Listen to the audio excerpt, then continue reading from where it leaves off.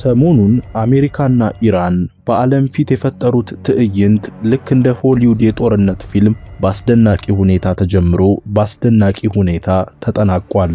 ነገሩ እንዲህ ነው። አሜሪካ እጅግ ዘመናዊውን F-15E የተባለ ተዋጊ ጀት ወደ ደቡብ ኢራን ግዛት ትልካለች። ይህ ጀት የኢራንን ወታደራዊ መሠረተ ልማት ያወድማል ተብሎ ቢጠበቅም ባልታሰበ ሁኔታ በኢራን የአየር መከላከያ ተመቶ ወደ ምድር ተከሰከሰ። የአውሮፕላኑ መውደቅ ብቻ ሳይሆን ውስጡ የነበሩት ሁለት አብራሪዎች ተስፈንጥረው መውጣታቸውና አንደኛው አብራሪ በጠላት ግዛት ውስጥ ማረፉ ለዋሽንግተን ትልቅ ራስ ምታት ሆነ። ይህንን የሰማችው አሜሪካ ወታደሯን ለማዳን ሰማይና ምድሩን መዋጠጥ ጀመረች። ፕሬዝዳንት ትራምፕ በባህሪያቸው ፍራቻና ዛቻ የተቀላቀለበት መግለጫ በማህበራዊ ሚዲያቸው ላይ ማዝነብ ጀመሩ። ከመቶ በላይ ልዩ ኃይሎችና በርካታ አውሮፕላኖች ወደ ኢራን ድንበር ተጠግተው ይህን ጀግና ኮሎኔል ለማዳን ያደረጉት እሽቅድድም ዓለምን በአንድ እግር አቁሞ ሰንብቷል። የዚህ ክስተት የመጀመሪያው ክፍል አሜሪካ $100 ሚሊዮን የሚያወጣውን F-15E ጀት በኢራን ጥንታዊ በሚባሉ የሚሳኤል ስርዓቶች እንዲመታ መፍቀዷ ምናልባትም የኢራንን የአየር መከላከያ አቅም ለመለካት የተደረገ የመስዋዕትነት ስልት ሊሆን ይችላል የሚሉ ወገኖች አሉ። ይህ ጀት የጠላትን ራዳር ሰብሮ መግባት እየቻለ እንዴት በቀላሉ ሊመታ ቻለ የሚለው ነጥብ ሆን ተብሎ ለትልቅ ጦርነት መቀስቀሻነት የተዘጋጀ ድራማ ሊሆን እንደሚችልም ይጠቁማሉ። ሁለተኛው ነጥብ በደቡብ ኢራን ተራራማ ቦታዎች ላይ የተካሄደው የፍለጋ ዘመቻ ነው። ኢራን አሜሪካዊውን አብራሪ ለያዘ ሰው $66,000 ሽልማት ማቅረቧ ጉዳዩን ከወታደራዊ ግጭት ባለፈ ወደ ሰው አድን ቀይሮታል። ይህ ስልት የአካባቢውን አርብቶ አደሮችና ነዋሪዎች በአሜሪካ ልዩ ኃይሎች ላይ በማነሳሳት አሜሪካን በቀጥታ የየብስ ውጊያ ውስጥ እንድትገባ ለማድረግ የተዘረጋ ወጥመድ ይመስላል። የሲአይኤ በጉዳዩ ላይ ጣልቃ መግባት ደግሞ ሌላኛው የሴራ ክፍል ነው። ሲአይኤ አብራሪው ተገኝቶ ከሀገር እየወጣ ነው የሚል የሐሰት መረጃ ቀድሞ ማሰራጨቱ የኢራን ኃይሎች ፍለጋቸውን እንዲያቆሙ ወይም ትኩረታቸውን እንዲቀንሱ ለማድረግ የተደረገ የስነ ልቦና ጦርነት ነው። ይህ የማታለል ዘመቻ እየተካሄደ ባለበት ወቅት ነው ትክክለኛው የነፍስ አድን ቡድን በሌላ አቅጣጫ ሰርጎ የገባው። የታሪክ አጋጣሚዎችን ወደ ኋላ መለስ ብለን ስንመለከት ይህ ክስተት እንደ አውሮፓዊ ዘመን አቆጣጠር በ1995 በቦስኒያ ሰማይ ላይ ተመቶ የወደቀውንና ለ6 ቀናት በጠላት ግዛት ተደብቆ የቆየውን አሜሪካዊውን አብራሪ ስኮት አግራዲን ታሪክ ያስታውሰናል። በወቅቱ አሜሪካ አብራሪዋን ለማዳን ያደረገችው ጥረት ለብሔራዊ ኩራት ተብሎ የተደረገ እንጂ ለወታደራዊ ሕይወት ብቻ እንዳልነበር ብዙዎች ይስማማሉ። አሁንም ኮሎኔሉን ለማዳን የተላከው ከመቶ በላይ ወታደር የአሜሪካን የበላይነት ለማሳየት የተደረገ የጡንቻ ማሳያ ነው። ፕሬዝዳንት ትራምፕ አንድም አሜሪካዊ ሳይገደል ተልዕኮ ተጠናቀቀ ሲሉም አስታውቀዋል። ከኢራን ጋር ከትዕይንቱ በስተጀርባ የሆነ አይነት ስምምነት ተደርጎ ይሆን የሚል ጥያቄም አስነስቷል። ኢራን የአሜሪካን ጀቶች መትቼ ጥያለሁ ያለች፣ አሜሪካ ደግሞ አብራሪዬን ይዤ ወጥቻለሁ ማለቷ ሁለቱም ሀገራት ለሕዝባቸው አሸንፈናል የሚል ትርክት ለመስጠት የተለዋወጡት የፖለቲካ ካርድ ሊሆን ይችላል። የወታደራዊ ባለሙያዋ ጄኒፈር ካቭናግ እንደሚሉት እንዲህ ያለ ሁኔታ ውስጥ የሚገኙ አብራሪዎች መያዝ የሌለባቸው ተብለው ነው የሚሰለጥኑት። ይህ ማለት አብራሪው ተይዞ ቢሆን ኖሮ አሜሪካ ውስጥ ሊኖር የሚችለውን ሚስጥር አሳልፎ ከመስጠት ይልቅ ራሱን እስከ ማጥፋት ወይም አሜሪካ ከፍተኛ ወታደራዊ እርምጃ እንድትወስድ ምክንያት እስከ መሆን ሊደርስ ይችል ነበር። ሌላኛው ትንተና የሚያሳየው የኢራን አርብቶ አደር በብላክ ሃውክ ሄሊኮፕተሮች ላይ ተኩስ ከፈቱ መባሉን ነው። ይህ የሚያሳየው ጦርነቱ በመንግስታት መካከል ብቻ ሳይሆን የአሜሪካ መገኘት በአካባቢው ማህበረሰብ ዘንድ ያለውን ከፍተኛ ጥላቻ ነው። ተራ አርብቶ አደሮች እጅግ ዘመናዊ ሄሊኮፕተሮችን ለመምታት መድፈራቸው የአሜሪካን የማይሸነፍ ስብዕና የሚፈታተን ነው። በታሪክ እንደ አውሮፓ የዘመን አቆጣጠር በ1960 የዩ2 ሰላይ አውሮፕላን በሶቪየት ህብረት ተመቶ መውደቁና አብራሪው ጋሪ ፓውርስ መማረኩ በዓለም ፖለቲካ ላይ ትልቅ ቀውስ ፈጥሮ ነበር።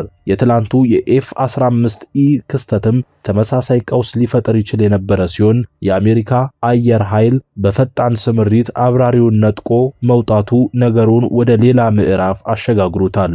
የኤ10 ዋርቶግ አውሮፕላኖች በማዳን ዘመቻው መሳተፋቸው ደግሞ ትልቅ ትርጉም አለው። እነዚህ አውሮፕላኖች ለየብስ ኃይል ጥበቃ የሚሰጡ ገዳይ አውሮፕላኖች ናቸው። የነሱ በኢራን ሰማይ ላይ መታየት አሜሪካ አብራሪዋን ለማግኘት ብቻ ሳይሆን አስፈላጊ ከሆነ ማንኛውንም የኢራን ክፍለ ጦር ለመደምሰስ ዝግጁ መሆኗን የምታሳይበት ነበር። ሌላው ነገር የአውሮፕላኑ ዋጋና የወታደሩ ክብር ነው።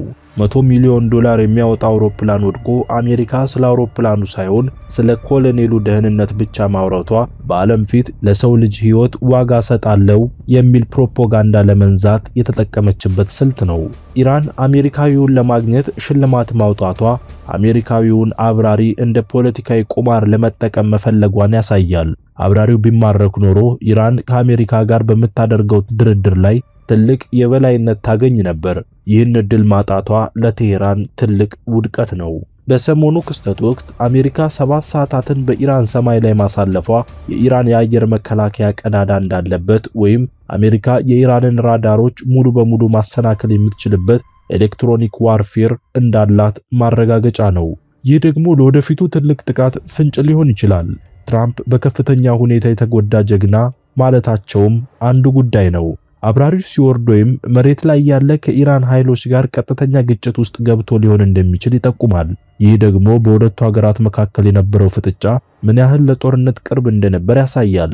የቢቢሲ ቬሪፋይ ያረጋገጠው ቪዲዮ 3 ታጣቂዎች በሄሊኮፕተሩ ላይ ሲተኩሱ ማሳየቱ በኢራን ውስጥ ያሉት ሚሊሻዎች ወይም አርብቶ አደሮች ምን ያህል በንቃት እንደተሳተፉበት ያሳያል።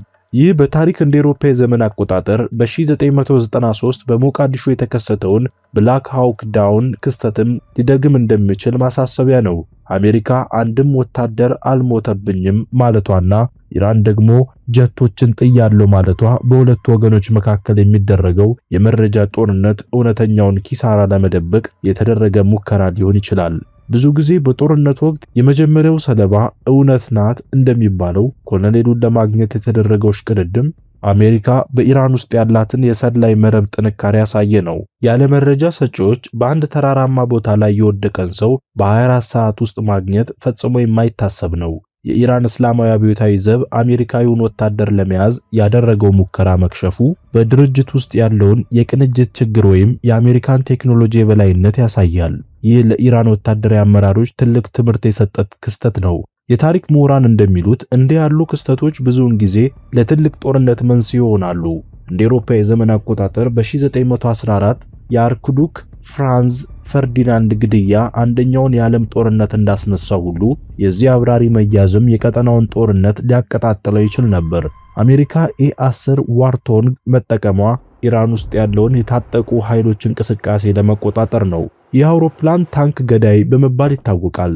በኢራን ተራራዎች ላይ መታየቱ አሜሪካ ለከፋ እርምጃ ዝግጁ መሆኗን ለቴህራን የላከችው ግልጽ መልእክት ነው። የሲቢኤስ ኒውስ ዘገባ እንደሚያሳየው ሲአይኤ ከፍተኛ ተሳትፎ ማድረጉም ተጠቅሷል። ጉዳዩ ወታደራዊ ብቻ ሳይሆን የደህንነትና የስትራቴጂ ጉዳይ መሆኑን ያሳያል። ሲአይኤ የወታደሩን አድራሻ ለዋይት ሃውስ ማስተላለፉ በመረጃና በተግባር መካከል ያለው ፈጣን ቅንጅትን ያሳያል። ትራምፕ መቼም ቢሆን አሜሪካዊ ተዋጊን አንተውም ማለታቸውም ለወታደራዊ ክንፍ ያላቸውን ታማኝነት ለማሳየትና የመጪው ምርጫ የአገር ፍቅር ስሜትን ለመቀስቀስ የተጠቀሙበት የፖለቲካ መሳሪያ ነው። የኢራን መንግስታዊ ሚዲያዎች ስለ ጀቱ መውደቅ ደጋግመው ማውራታቸው የአብራሪውን ማምለጥ ለመሸፈንና የህዝባቸውን ሞራል ለመጠበቅ የተደረገም ጥረት ነው። ይህ የፊት መሸፈኛ ስልት በዲፕሎማሲው ዓለም የተለመደ ነው። የተመታው ኤፍ-15 ጀት 2 ሰዎችን መያዙ፣ አንደኛው አብራሪ ወዲያውኑ ሲገኝ፣ ሁለተኛው ኮሎኔሉ ግን ለምን እንደዘገየ ጥያቄ ያስነሳል። ምናልባትም ኮሎኔሉ ይዞት የነበረው ሚስጥራዊ መረጃ ወይም መሳሪያ ጠላት እጅ እንዳይገባ ለማድረግ የቆየበት ምክንያት ሊኖር ይችላል። በኮግሊውና ባየር አህማድ ግዛት ያሉ አርብቶ አደሮች የታጠቁ መሆናቸው ኢራን የህዝብ ጦር አቅም እንዳላት ያሳያል። አሜሪካ ይህን የህዝብ ኃይል ግምት ውስጥ ሳታስገባ ወደ ኢራን ምድር መግባቷ ትልቅ አደጋ ሊሆንባት ይችል ነበር። ክስተቱ በዓለም ነዳጅ ገበያ ላይ ሊፈጥር የሚችለው ተጽዕኖም ሌላኛው የሴራው ክፍል ነው። ካውዚስታን የነዳጅ ማዕከል በመሆኗ በዚህ አካባቢ የሚደረግ ማንኛውም ወታደራዊ እንቅስቃሴ የዓለምን ኢኮኖሚ በእንቅርት ላይ ጆሮ ደግፍ ሊያደርገው ይችላል። በመጨረሻም የአሜሪካዊ አብራሪ ሰላምና ደህና መሆኑ ተገልጾ ክስተቱ ቢጠናቀቅም በሁለቱ ሀገራት መካከል ያለው ቁስል ግን ይበልጥ አገርሽቷል።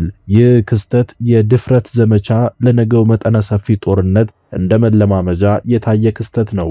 የዚህ ሁሉ ድራማ መጨረሻ የሚያሳየው ቴክኖሎጂና ጦር መሳሪያ ቢኖርም በመሬት ላይ የሚደረገው የሰው ልጅ ጀግንነትና የደህንነት መረጃዎች የአሸናፊነት ቁልፍ መሆናቸው ነው። አሜሪካ አብራሪውን ይዛ ብትወጣም ኢራን ደግሞ ጀቱን ጥያለሁ በማለት የራሷን ድል አውጃለች። እናንተስ በዚህ ፊልም በሚመስል ትዕይንት ምን አስተያየት ትሰጣላችሁ? እንደተለመደው ሐሳብ አስተያየታችሁን ኮሜንት ላይ እንድታሰፍሩ እጠይቃለሁ። መረጃውን ወደ እናንተ ያደረስኩት ጌራ ነበርኩ። መልካም ጊዜን ተመኘው።